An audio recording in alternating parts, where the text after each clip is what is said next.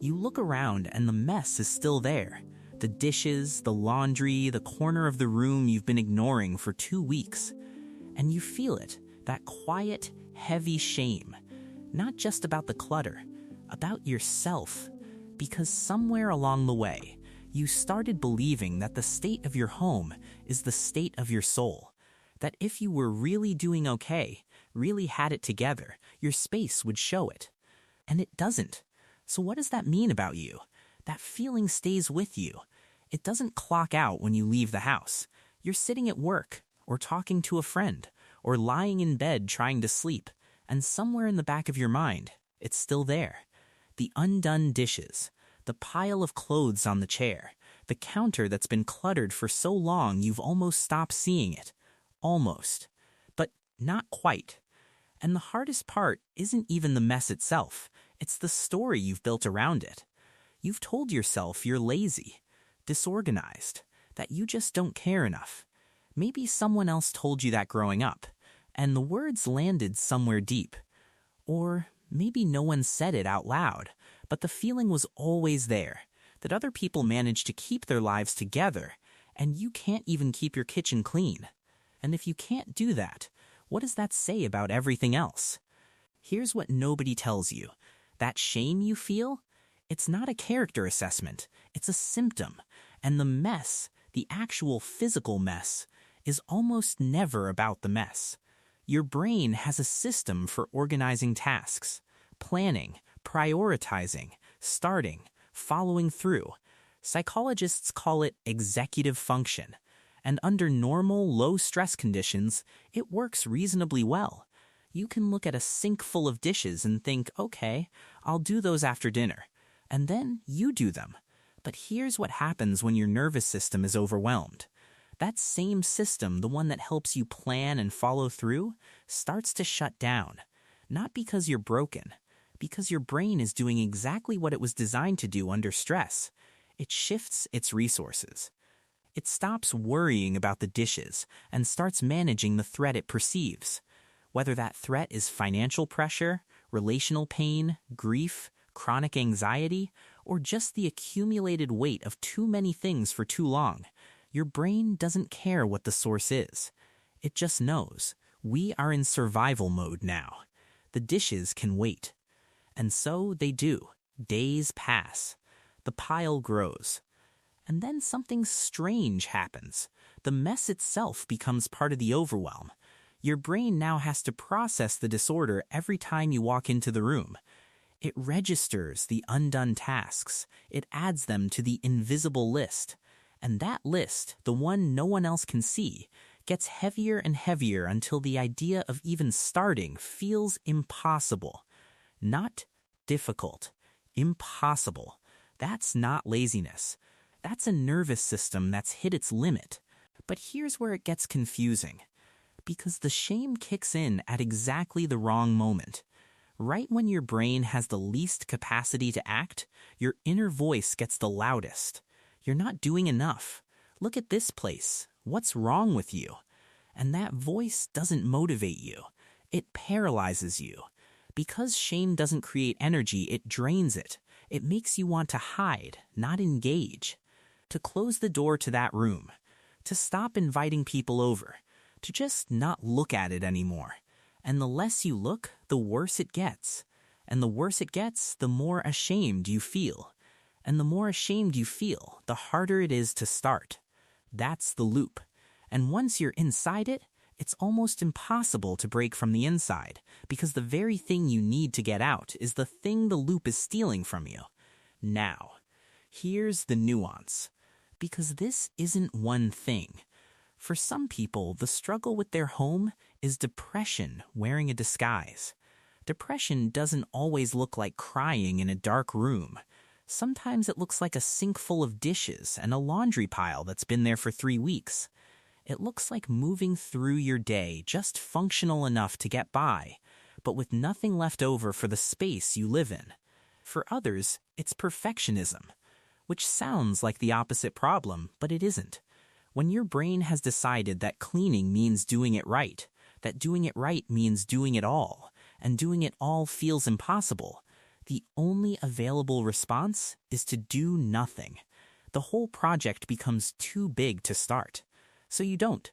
For others still, it's the environment you grew up in. Maybe chaos was normal. Maybe no one modeled what a calm, ordered home even looked like. Maybe you're not failing at something you were taught. You're just missing a template that was never given to you. And for many people, it's the nervous system dysregulation that comes from years of high stress, trauma, chronic anxiety, a body that's been in a state of low-grade emergency for so long that rest feels unfamiliar and productivity feels out of reach. These are not the same problem. They just wear the same face, and they all deserve more than the word lazy. So let's just say it plainly. You are not a dirty person. You are not ungrateful for your home. You are not fundamentally disorganized or incapable or out of control.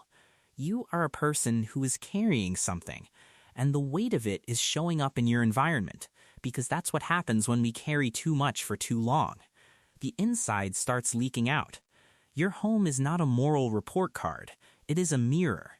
And right now, it's reflecting exhaustion, overwhelm, the quiet, invisible labor of just trying to keep yourself going. And that deserves compassion, not another list of tips, not another attempt to shame yourself into action, not another morning where you wake up and the first thought is a criticism. You've been trying to fix this with guilt, and guilt hasn't worked. Because guilt was never the right tool for this. Now here's what the faith piece of this looks like, and it might not be what you expect. There is a version of Christianity that connects cleanliness to godliness almost instinctively, a clean home as a sign of stewardship, order as a spiritual discipline. And there is truth in that. A home cared for can be an act of love, a form of attention, a small daily offering. That's real, but that's not the whole picture. And for someone trapped in the shame loop, it's not the most helpful place to start. Because when you actually look at where God shows up in Scripture, it's almost never in the places people had prepared. It's in the wilderness. It's in the exile. It's in the house of a woman so desperate she broke open an expensive jar of perfume just to reach something sacred. It's in the upper room after the disciples had failed him. It's in the moments when things were the most undone. God did not wait for people to have their space in order before he met them there. And more than that, the people God chose repeatedly were people who were in the middle of their own chaos, not past it, not on the other side, in the middle of it. Joseph was in a pit. Moses was in the desert.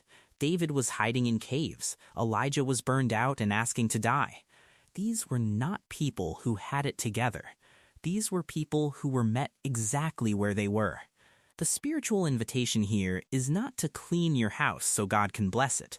The invitation is to understand that your worth, in the framework that actually matters, is not tied to your productivity, your output, or the state of your kitchen. You don't earn presence. You receive it. And here's the reframe, the one that might actually shift something.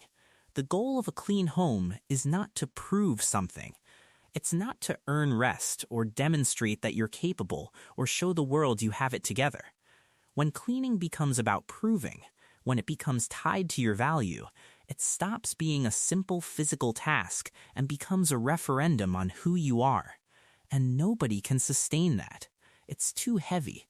But when you lower the stakes, when a clean counter is just a clean counter, when it's not about character but just about environment, something in the brain relaxes. The task gets smaller. The meaning gets quieter. The first small act of order isn't about discipline. It's not about willpower or finally getting serious or deciding to be a different kind of person. It's about something much simpler than that. It's about telling yourself that you're worth caring for.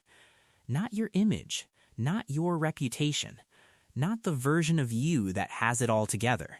Just you, the one who's tired, the one who's been in survival mode longer than anyone around you probably knows, the one who looks around at the mess and feels that familiar weight.